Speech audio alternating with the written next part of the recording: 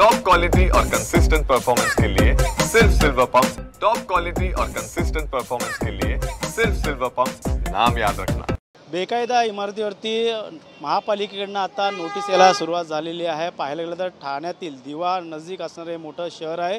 या दिवामध्ये पाहायला गेलं तर गेल्या काही दिवसापासून दिवेकर रस्त्यावरती उतरून मागणी करतात की या इमारतीवरती कारवाई करू नका। मात्र कोर्टाने देखील आदेश दिले होते, त्यानुसार महापालिका आता तोडक कारवाईला सुरुवात केलेली आहे। मात्र या ठिकाणी पाहायला गेलं दिवेकरांनी एक आगळं वेगळं आंदोलन इथं उभा केलेलं आहे। मागे देखील आंदोलन केलं होतं, यंदा देखील या ठिकाणी तिरडी काढून हे आंदोलन करत आहे। त्यामुळे महानगरपालिका असेल या पोलिसांकडनं ह्या इमारती काही इमारती आहेत दिव्यामध्ये, त्या इमारतीवरती तोडक कारवाई करण्यासाठी महापालिका येणार आहे। त्यानुसार आता दिवेकर आता रस्त्यावरती उतरून या ठिकाणी आंदोलन करत आहे। त्यामुळे नक्कीच पाहू शकतात की पूर्णतः तिरडी बनवलेली आहे आणि महानगरपालिका चले जाओचा नारा या ठिकाणी देण्यात येत आहे। त्यामुळे नक्कीच मोठ्या प्रमाणात आता दिवेकर आक्रोश झालेला आहे। याच ठिकाणी पाहिलं तर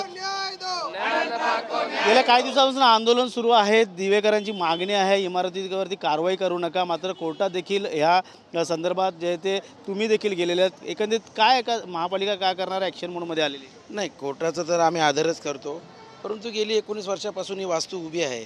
महापालिकेच्या मार्फत त्याला पाणी पुरवठा होत आहे, त्याचं टॅक्स वसूल केलं जात आहे आणि अचानक असं काय झालं की बाबा अचानक त्याच्यावर कारवाई करायला आले। हा काम काही नवीन कुठल्याही प्रकारचं नवीन वास्तू नाही आहे ही।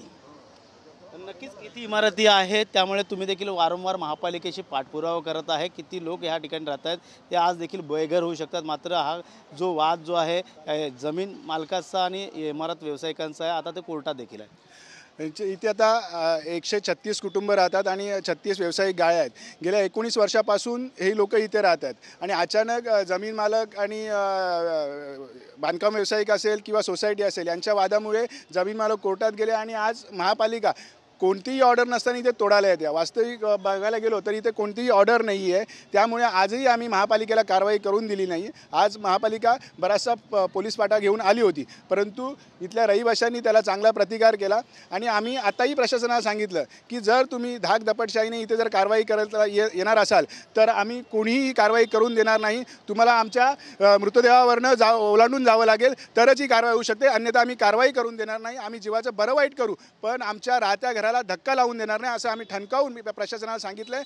आणि आजही आमची तीच भूमिका आणि भविष्यातही आमची तीच भूमिका असणार आहे। आम्ही आमच्या इमारती खाली करणार नाही आहोत आणि कारवाई होऊन देणार नाही आहोत। फासावरती लटकवणारे हे पुतळे लावले, तिरडी काढण्यात आलेली आहे, एकंदरीत यामागचं काय कारण आहे?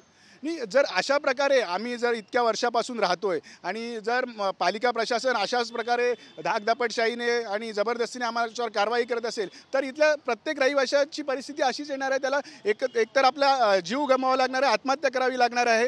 हेच आम्ही दाखवून दिलं आहे की जर तुम्ही आमच्या वर अशा प्रकारे कारवाई करत असाल तर आम्हाला आत्महत्या करण्याशिवाय पर्याय नाही आहे। उपमुख्यमंत्र्यांकडे देखील तुम्ही गेला होतात, काय पर्याय मार्ग काढला का कोर्टात देखील? आम्ही उपमुख्यमंत्री आणि यशस्वी मुख्यमंत्री एकनाथजी शिंदेसाहेब यांच्याकडे गेलो होतो, सगळे रहिवासी गेलो होते आणि त्यांनी आम्हाला आश्वासन दिलेलं आहे की एकही रहिवाशाला या आनंद पार्कमधील एकही रहिवाशाला बेघर होऊ देणार नाही, असं त्यांनी आश्वासन दिलेलं आहे। त्यामुळे निश्चितच आमच्या मागे सर्व सरकार आहे, राज्याचे उपमुख्यमंत्री आहेत, त्यामुळे आम्ही इथे कारवाई तर होऊन देणार नाही। कारवाई होऊन देणार नाही असं म्हणतात। महिला देखील आहेत, त्या इतक्या किती वर्षापासून तुम्ही इथे राहतात आणि कारवाई? 18 वर्ष झाले आम्ही इथे राहतोय आणि अचानक आम्ही लाईट बिल, पाणी भरतोय, टॅक्स भरतोय, सगळं आम्ही भरतोय आणि आता मुलांना आम्ही घेऊन कुठे जाणार? आम्ही दागिने वगैरे विकून आम्ही घर संसार घेतला, एवढं घर घेतलं, तेव्हा काय सरकार झोपली होती का? एवढे वर्ष आम्हाला का त्रास देत आहेत? पर्याय म्हणून क्लस्टर देखील आलेलं आहे, का वाटतं क्लस्टर येणाऱ्या काळात जर दिव्यात जर झालं तर त्या संदर्भात देखील तुमचं पाऊल पुढे असणार? हो, क्लस्टर पण आलेले आहे, प्रगती होते, पण अचानक आता आमची अनंत पार्क तोडली तर सगळं दिवा जाईल आणि दिवा 90% तर अनलिगलच आहे। क्लस्टरमध्ये सामावून घ्यावं असं वाटतं का? नंबर आलेले आहेत आम्हाला। हो, नक्कीच या ठिकाणी पाहू शकतो अजून काही नागरिक आहेत। हाँ, बोला कब से रह रहे हो यहाँ पे? क्या नाम है आपका? चतर सिंह बारी। कितने सालों से यहाँ पे रह रहे हो? मैं 15 साल से इधर हूँ। रजिस्ट्रेशन किया है, स्टैम्प ड्यूटी भरा है, अनलीगल कैसे हो गया ये? रजिस्ट्रेशन किया कोकनाका पे जाके, रजिस्ट्री, स्टैम्प ड्यूटी भरा, टैक्स भर रहे हैं और पानी बिल, लाइट बिल वो तो सब चालू है ही। क्या क्या मांग रहेगी आपकी? यहाँ पे रह रहे हो आप, आपके साथ हर एक लोग रहे, क्या मांग रहेगी आपकी? हमारी मांग क्या रहेगी? हमारी मांग तो यही रहेगी कि हमारी बिल्डिंग ना टूटे.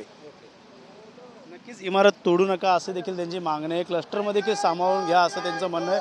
मात्र पाहायला गेलं तर दिवेकर आता रस्त्यावरती उतरून इथं आंदोलन करत आहे. या ठिकाणी ज्या इमारती आहेत त्या गेल्या 17 ते 18 वर्षापासून या ठिकाणी राहतात. त्यामुळे महानगरपालिकेने आता बेकायदा इमारतीवरती तोडक कारवाईला सुरुवात केलेली आहे कोर्टाच्या आदेशानुसार. मात्र या इमारती कुठंतरी क्लस्टरमध्ये देखील सामावून घ्या आणि तोडू नका असं देखील आता इकडे आंदोलकांचं म्हणणं आहे, दिवेकरांचं म्हणणं आहे. त्यामुळे चले जाऊचा नारा देत आज महानगरपालिकेला या ठिकाणी आता हटवण्यात आलेला आहे. त्यामुळे नक्कीच येणाऱ्या काळात महानगरपालिका पुन्हा कशाप्रकारे ॲक्शन मोडमध्ये येईल हे देखील पाहणं गरजेचं राहणार. कॅमेरामॅन मोहन दुबेसह गणेश सुराट, TVN मराठी, दिवा.